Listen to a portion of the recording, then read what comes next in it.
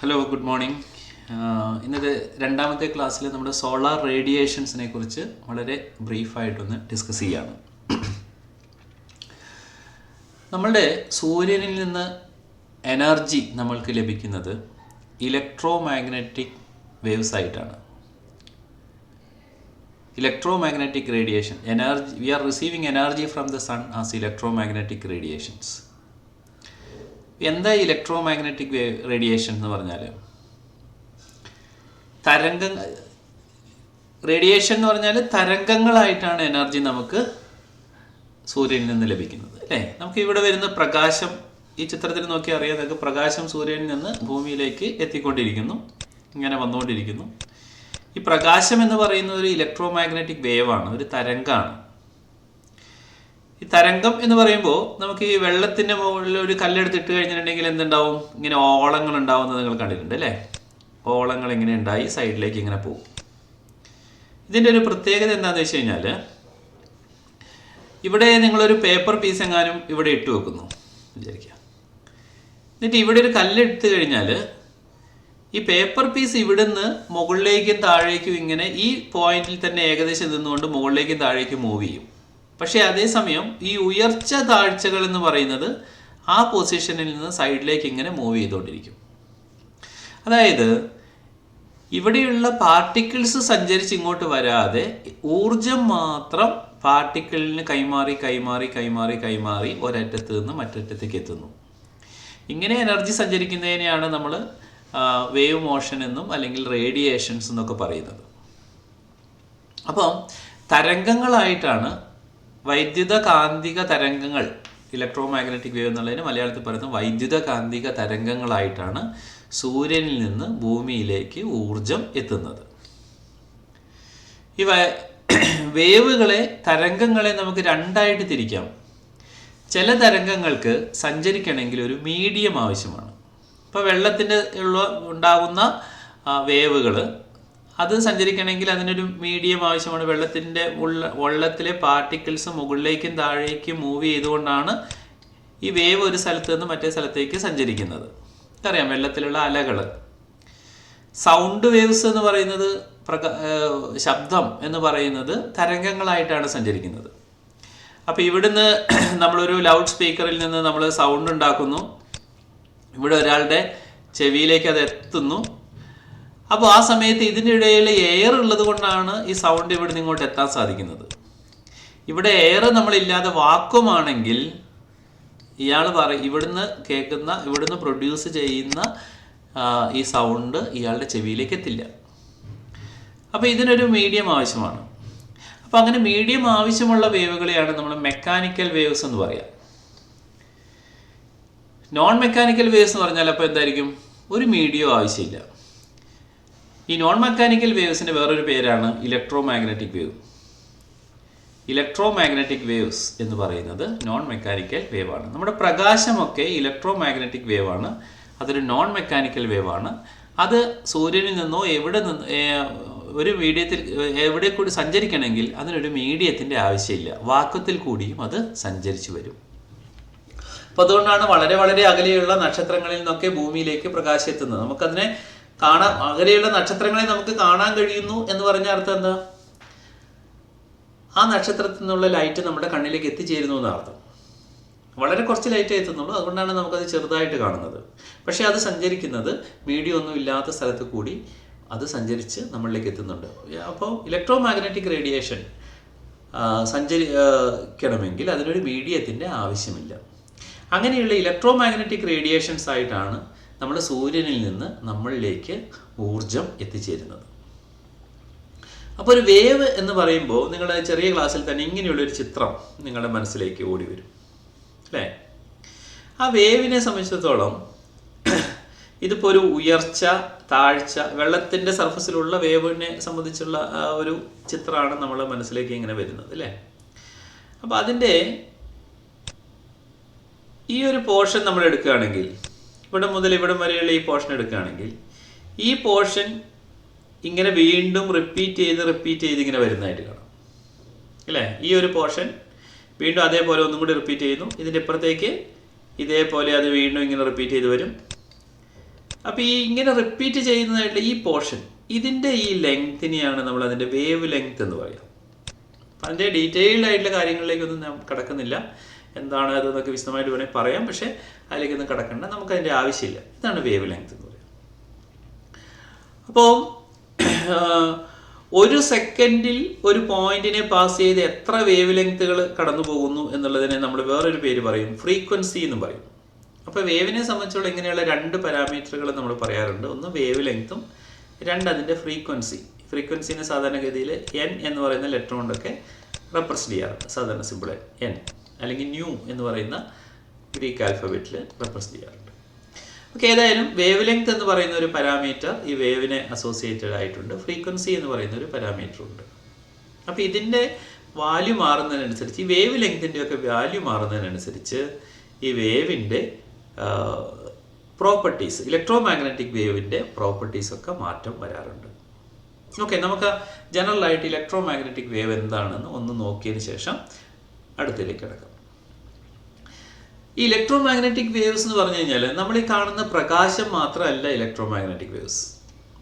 നമ്മൾ കമ്മ്യൂണിക്കേഷൻ ഉപയോഗിക്കുന്ന റേഡിയോ തരംഗങ്ങൾ, അത് ഇലക്ട്രോ മാഗ്നറ്റിക് വേവാണ്. ഒരു മൈക്രോവേവ് ഓവനിലൊക്കെ ഉപയോഗിക്കുന്ന മൈക്രോവേവ്സ് റേഡിയോ തരംഗങ്ങളാണ്. നമ്മുടെ റിമോട്ടുകളൊക്കെ ഇപ്പം ടി വിയുടെ ഒക്കെ ദൂരെ ഇരുന്നിട്ട് നമ്മുടെ റിമോട്ടൊക്കെ ഞെക്കുമ്പം ഇത് മാറുന്നു. അവിടെ കമ്മ്യൂണിക്കേഷൻ നടക്കുന്നത് ഇൻഫ്രാറെഡ് റേഡിയേഷൻസ് ഉപയോഗിച്ചുകൊണ്ടാണ്. ഇൻഫ്രാറെഡ് ചുവപ്പ് കളറുള്ള ലൈറ്റ് കത്തുന്ന പോലെ തോന്നും, വിസിബിൾ ലൈറ്റ്. ഇത്രയൊക്കെ ഈ ടേമുകളൊക്കെ നിങ്ങൾ കേട്ടിട്ടുണ്ടാവും. റേഡിയോ വേവ്സ് കേട്ടിട്ടുണ്ടാവും, മൈക്രോവേവ്സ് കേട്ടിട്ടുണ്ടാവും, ഇൻഫ്രാറെഡ് റേഡിയേഷൻ, വിസിബിൾ ലൈറ്റ്, ഇതൊക്കെ ഇലക്ട്രോ മാഗ്നറ്റിക് റേഡിയേഷനാണ്. അപ്പോൾ ഇതിൽ ഇലക്ട്രോ മാഗ്നറ്റിക് റേഡിയേഷൻ്റെ ഈ വേവ് ലെങ്ത് ഏറ്റവും കൂടിയ വേവ് ലെങ്ത് വരുന്ന പാർട്ടാണ് റേഡിയോ വേവിൻ്റെ. പിന്നീട് ഈ സൈഡിലേക്ക് വരുന്നതിനനുസരിച്ച് വേവ് ലെങ്ത് കുറഞ്ഞു വരും. ഇപ്പോൾ നോക്കിയ radio waves, microwaves, infrared radiation, visible radiation, ഇത് കണ്ടോ, ഈ ലെങ്ത് ഇങ്ങനെ കുറഞ്ഞു. ഈ ചിത്രത്തിൽ തന്നെ ഇതിങ്ങനെ കാണിച്ചിട്ടുണ്ട്. പിന്നെയും കൂടി കഴിഞ്ഞാൽ അൾട്രാ വയലറ്റ് എന്ന് പറഞ്ഞാൽ കുറച്ചും കൂടി വേവ് ലെങ്ത് കുറഞ്ഞതാണ്. എക്സ്റേസ് പിന്നെയും വേവ് ലെങ്ത് കുറഞ്ഞു. ഗാമ റേഡിയേഷൻസ് വളരെ കുറഞ്ഞ വേവ് ലെങ്താണ്.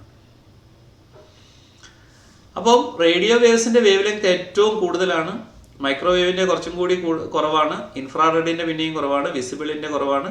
പിന്നെ ഈ അറ്റിലേക്ക് വരുന്നതിനനുസരിച്ച് വേവ് ലെങ്ത് കുറഞ്ഞു വരും. അപ്പോൾ ഇതെല്ലാം, ഈ റേഡിയേഷൻസ് എല്ലാം കൂടെ കൂടിയതാണ് നമ്മുടെ ഇലക്ട്രോ മാഗ്നറ്റിക് റേഡിയേഷൻ എന്ന് പറയുന്നത്. റേഡിയോ വേവ്സ് ഉണ്ടാകാം, മൈക്രോവേവ്സ് ഉണ്ടാകാം, ഇൻഫ്രാറെഡ് റേഡിയേഷൻ ഉണ്ട്, വിസിബിൾ ലൈറ്റ് ഉണ്ട്, അൾട്രാ വയലറ്റ് റേഡിയേഷൻ ഉണ്ട്, എക്സ്റേസ് ഉണ്ട്, ഗാമ റേഡിയേഷൻ ഉണ്ട്. ഇതെല്ലാം കൂടിയതാണ് ഇലക്ട്രോ മാഗ്നറ്റിക് റേഡിയേഷൻ. ഇതിൽ നമുക്ക് കാണാൻ കഴിയുന്നത് വളരെ ചെറിയ റേഞ്ചിലുള്ള ഒരു പോർഷൻ മാത്രമേ നമ്മുടെ കണ്ണുകൾക്ക് സെൻസിറ്റീവ് ആയിട്ടുള്ളൂ, വിസിബിൾ ലൈറ്റ്. അതും ഇലക്ട്രോ മാഗ്നറ്റിക് റേഡിയേഷനാണ്.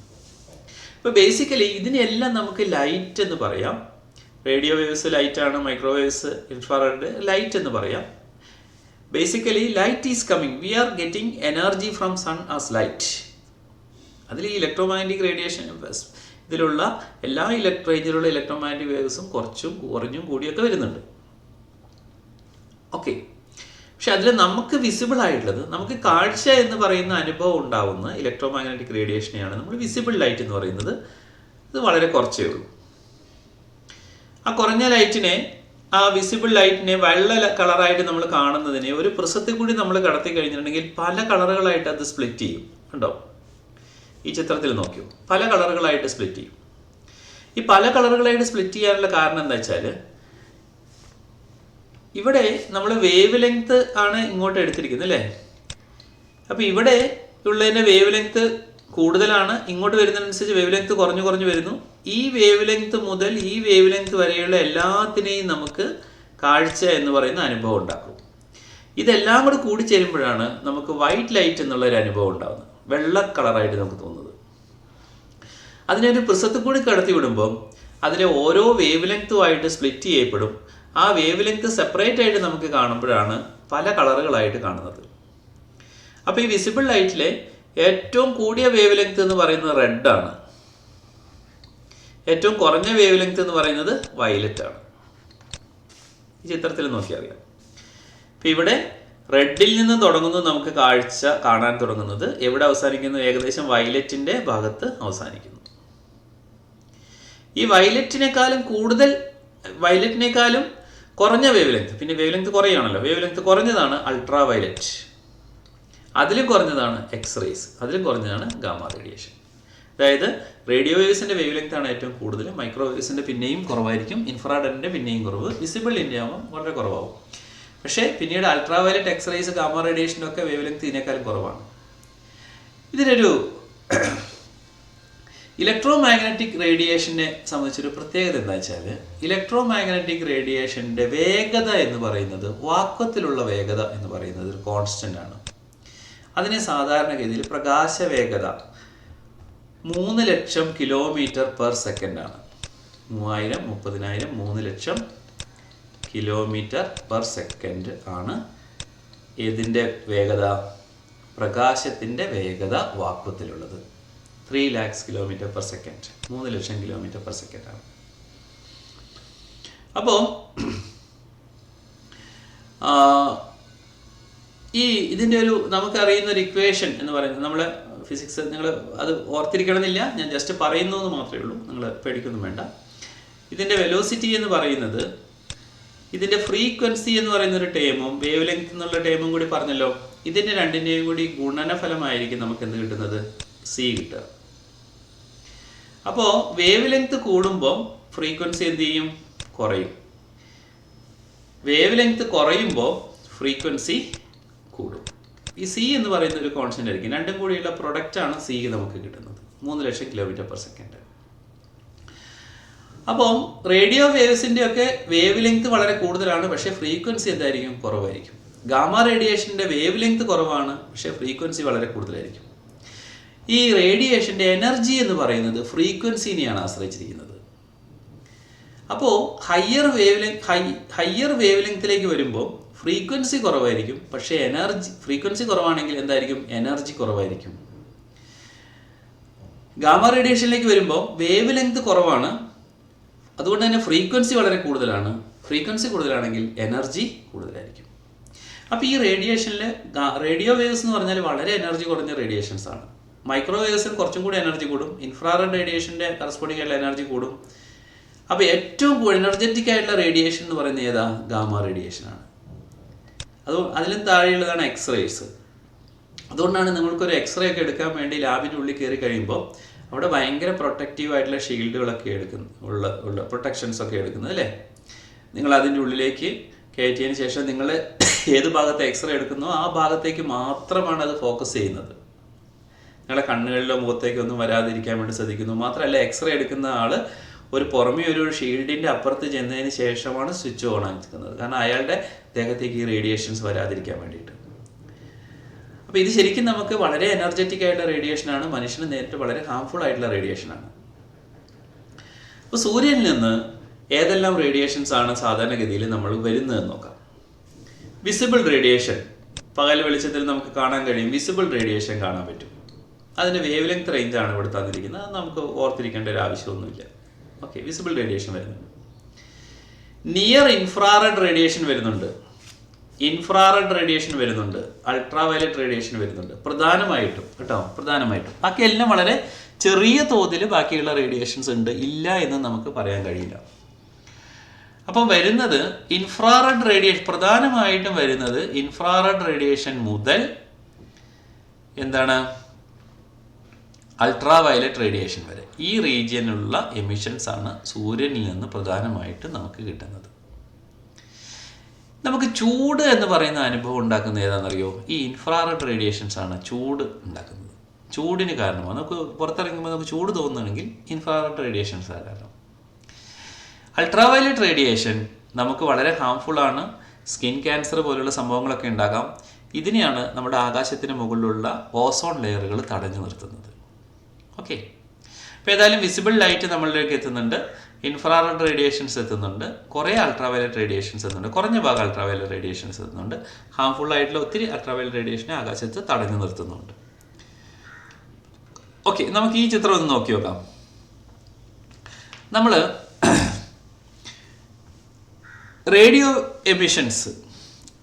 എക്സ്റേസ് ഇത് ഈ ചിത്രം നേരെ റിവേഴ്സ് ഓർഡറിലാണ് കൊടുത്തിരിക്കുന്നത് കേട്ടോ. ഈ റേഡിയോ വേവ്സിൻ്റെ സെക്ഷൻ കൊടുത്തിരിക്കുന്നത് ഇങ്ങേയറ്റത്താണ്. വളരെ ലോങ് ആയിട്ടുള്ള റേഡിയോ വേവ്സ് നമ്മളെ എർത്തിൻ്റെ അറ്റ്മോസ്ഫിയർ ഇവിടുന്ന് തുടങ്ങുന്നു വിചാരിക്കുക. എർത്തിൻ്റെ അറ്റ്മോസ്ഫിയർ ഇവിടെ തുടങ്ങുന്നു. ഇത് എർത്തിൻ്റെ സർഫസാണ്. വളരെ നീളം കൂടിയ ലോങ് ആയിട്ടുള്ള റേഡിയോ വേവ്സ്, വേവ് ലെങ്ത് ഉള്ള റേഡിയോ വേവ്സ് എല്ലാം എർത്തിൽ അറ്റ്മോസ്ഫിയറിൽ അത് അബ്സോർബ് ചെയ്തു പോകും. ഒരു മീഡിയം വേവ് ലെങ്ത് ഒക്കെ ഉള്ളത് റേഡിയോ വേവ്സ് ഒക്കെ കുറേ എണ്ണം താഴേക്ക് ഇങ്ങോട്ട് അബ്സോർബ്. ഇപ്പോൾ ഇതൊരു വിൻഡോ, ഇത് അബ്സോർബ് ചെയ്യില്ല. പിന്നെ ഇൻഫ്രാറെഡ് റേഡിയേഷനിൽ നല്ലൊരു ശതമാനവും നമ്മളെ ഇത് അബ്സോർബ് ചെയ്ത് പോകുന്നുണ്ട്. വളരെ ചെറിയ പാർട്ട് മാത്രമേ അബ്സോർബ് ചെയ്യാതെ വരുന്നുള്ളൂ.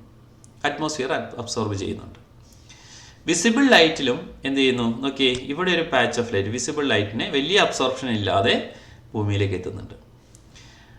Gamma radiation, X-rays, ultraviolet radiation ഇതൊക്കെ നമ്മുടെ അന്തരീക്ഷം എന്ത് ചെയ്യുന്നുണ്ട്, അബ്സോർബ് ചെയ്ത് കളയുന്നുണ്ട്.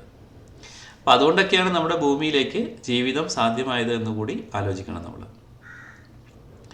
അപ്പോൾ ഈ വിസിബിൾ റേഡിയേഷൻ വരുന്നുണ്ട്, റേഡിയോ വേവ്സ് വരുന്നുണ്ട്, ഇൻഫ്രാറെഡ് റേഡിയേഷൻ കുറേയൊക്കെ വരുന്നുണ്ട്. അപ്പോൾ ഇത്രയും റേഞ്ച് ഓഫ് വേവ് ലെങ്ത്തുകൾ മാത്രമേ നമ്മുടെ ഭൂമിയിലേക്ക് എത്തുന്നുള്ളൂ.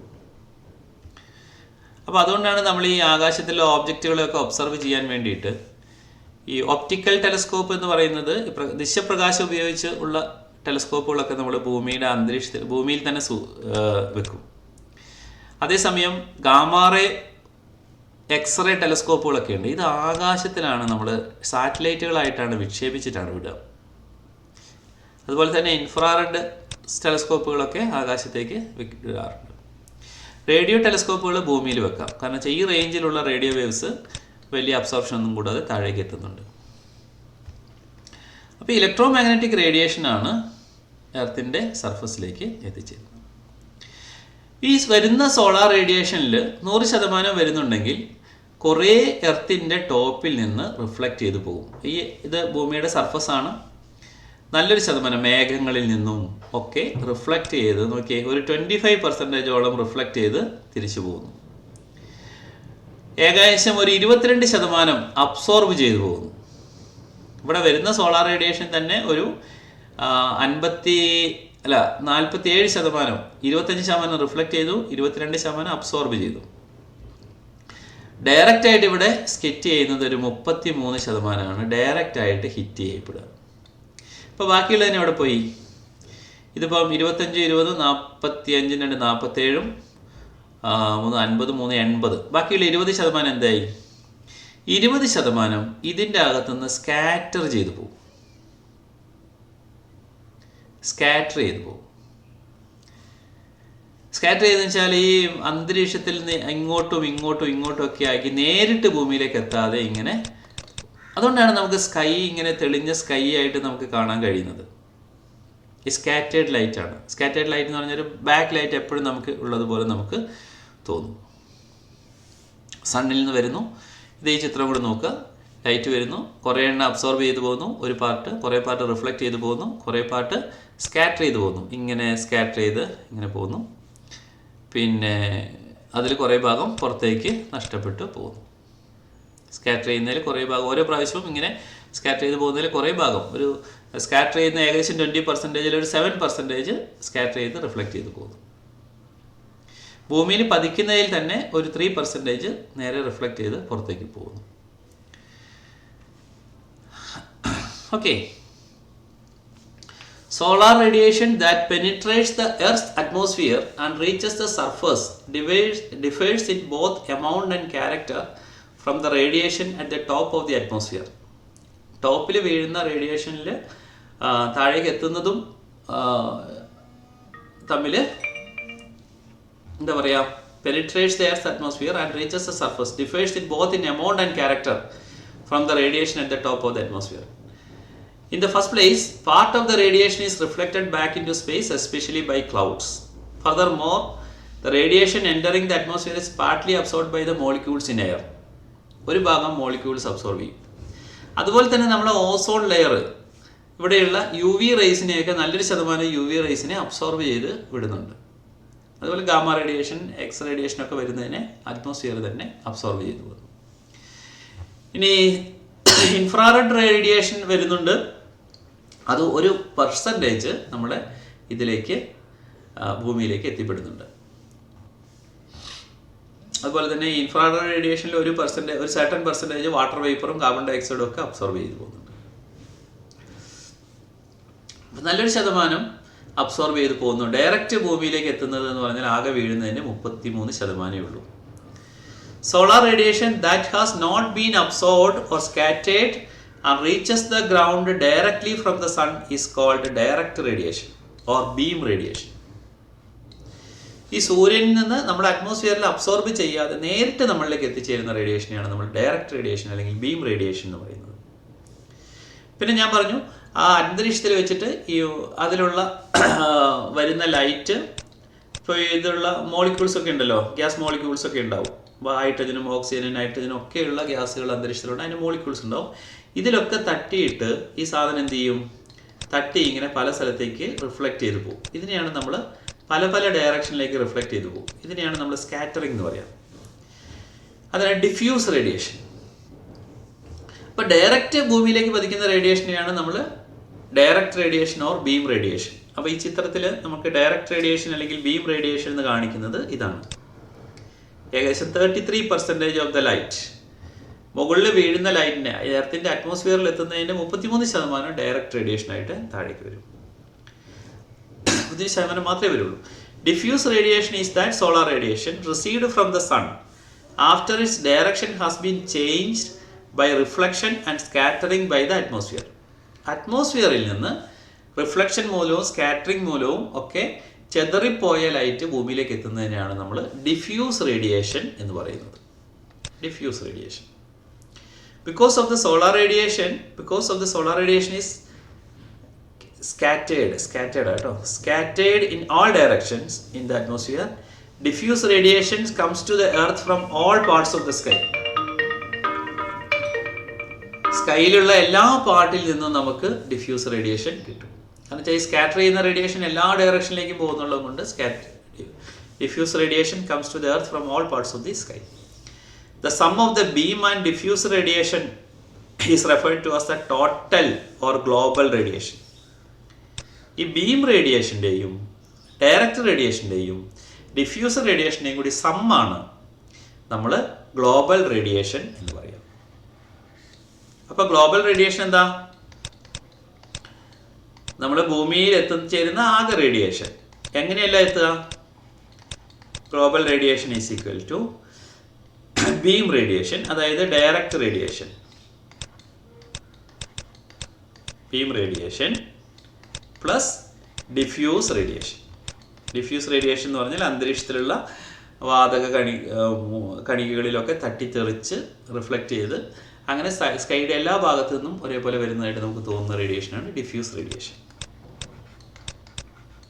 ഓക്കെ, എന്താണ് റേഡിയേഷൻ? ഡിഫ്യൂസ് റേഡിയേഷൻ ഫ്ലക്സ് എന്നുള്ളൊരു വാക്കുണ്ട്. എന്താണെന്നറിയോ? എനർജി പെർ സെക്കൻഡ്, നമ്മളുടെ അടുത്തേക്ക് എത്തുന്ന എനർജി പെർ സെക്കൻഡിനെയാണ് നമ്മൾ റേഡിയേഷൻ ഫ്ലക്സ് എന്ന് പറയുന്നത്. Energy flux, energy per unit time. അതിൻ്റെ യൂണിറ്റ് എന്ന് പറഞ്ഞാൽ ജൂൾസ് പെർ സെക്കൻഡ് ആണ്. ഫ്ലക്സ് ജൂൾസ് പെർ സെക്കൻഡ്, വാട്ട്സിൻ്റെ അതേ യൂണിറ്റ് അല്ലേ, വാട്ട്സ് എന്ന് തന്നെ പറയും. ഓക്കെ, പക്ഷെ സാധാരണഗതിയിൽ അതിന് ഫ്ലക്സ് എന്ന് പറയാം, റേഡിയേഷൻ ഫ്ലക്സ് എന്ന് പറയാം. ഒരു സെക്കൻഡിൽ എത്തിച്ചേരുന്ന എനർജീനെയാണ് നമ്മൾ റേഡിയേഷൻ ഫ്ലക്സ് എന്ന് പറയുക. ഓക്കെ, അപ്പോൾ ഈ സെക്ഷൻ നിങ്ങൾ ഒന്ന് വായിച്ച് നോക്കുക.